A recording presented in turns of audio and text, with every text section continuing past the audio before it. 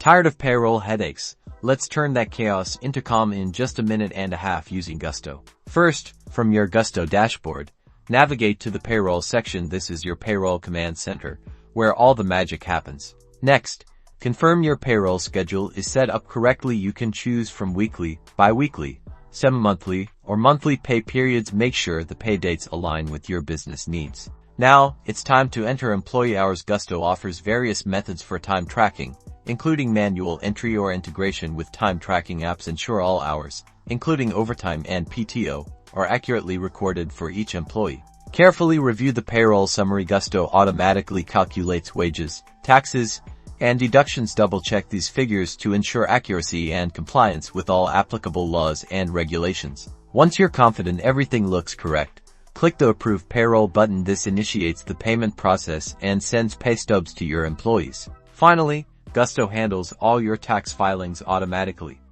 You can also generate various payroll reports for your records, making tax season a breeze. And that's it. You've just run payroll with Gusto, saving time and ensuring accuracy.